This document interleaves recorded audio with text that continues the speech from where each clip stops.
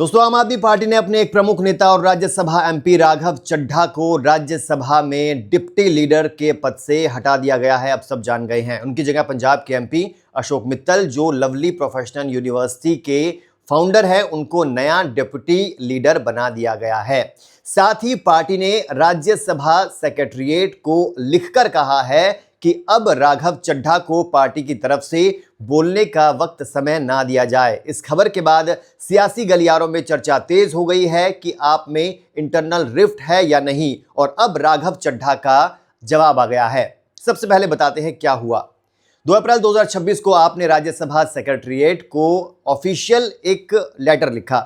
इसमें राघव चड्ढा को deputy leader पद से हटाने और उनकी जगह अशोक मित्तल को नियुक्त करने की जानकारी दी गई। पार्टी ने यह भी अनुरोध किया, रिक्वेस्ट किया कि चड्ढा को अब आप कोटा से स्पीकिंग टाइम ना अलॉट किया जाए।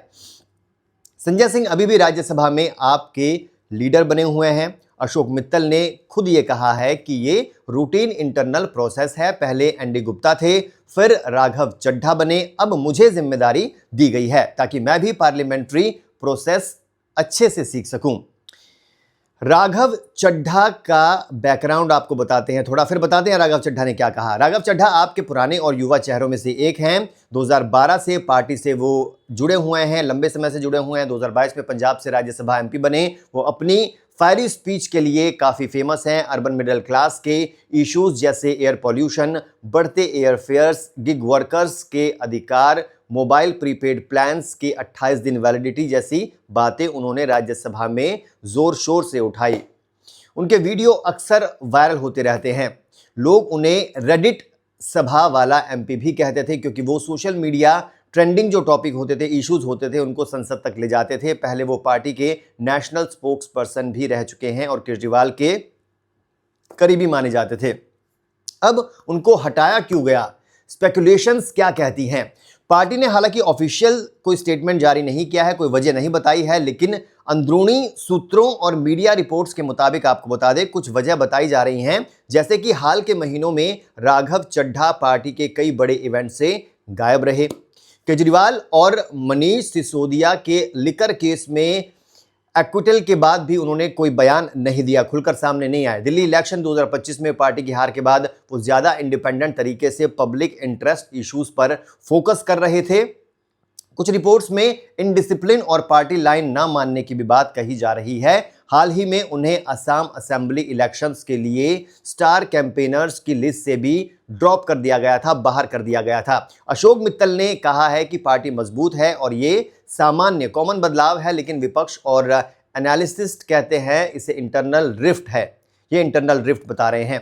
राघव चड्ढा का पहला रिएक्शन क्या आया है? चुप्पी कैसे तोड़ी है उन्होंने? अब सवाल ही है। खबर सामने आने के कुछ घंटों बाद ही राघव चड्ढा ने एक्स पर अपना पहला पोस्ट किया है। उन्होंने कोई डायरेक्ट बयान नहीं दिया है, कोई आरोप नहीं लगाया है, बल्कि एक कंपाइलेशन वीडियो शेयर किया जिसमें उनके राज्यसभा में दिए गए कई पावरफुल स्पीचेस के क्लिप्स हैं। वीडियो में वो एयर पॉल्यूशन, महंगे एयर टिकट, गिग वर्कर्स के हक, मोबाइल रिचार्ज वैलिडिटी जैसे आम आदमी के मुद्दों पर बोलते दिख रहे हैं। पोस्ट के साथ सिर्फ एक नज़र इविल आई इमोजी लगाया, जो क्रिप्टिक माना जा रहा है। कई लोग इसे सटल मैसेज मान रहे हैं, जैसे मैंने तो आम लोगों के लिए आवाज़ उठाई है, क्या गलत किया?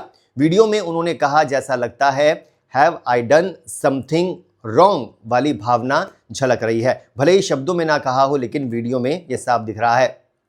इसका मतलब क्या माना जा रहा है? पॉलिटिकल एनालिसिस करते हैं इसका, लोग क्या कह रहे हैं, एनालिस्ट क्या कह रहे हैं। ये घटना आपके लिए चैलेंज बन सकती है, क्योंकि राघव चड्ढा पार्टी के आर्टिकुलेट और विजिबल चेहरों में से एक थे, बड़ा चेहरा थे। उनकी स्पीचेस युवा और अर्बन वोटर्स को काफ़ी अट्रैक्ट करती थी। अब सवाल यह है कि क्या आप में सेंट्रलाइज्ड लीडरशिप और डिसेंटिंग वॉइसेस के बीच टेंशन बढ़ रही है? क्या राघव चड्ढा पार्टी छोड़ेंगे या साइलेंट रहकर काम करते रहेंगे? अभी तो वो सिर्फ अपना पार्लियामेंट्री वर्क हाईलाइट कर रहे हैं, जो दिखाता है कि वो पब्लिक इश्यूज पर फोकस करना जारी रखना चाहते हैं। दूसरी तरफ आप कह रही है कि सब नॉर्मल है और पार्टी यूनाइटेड है।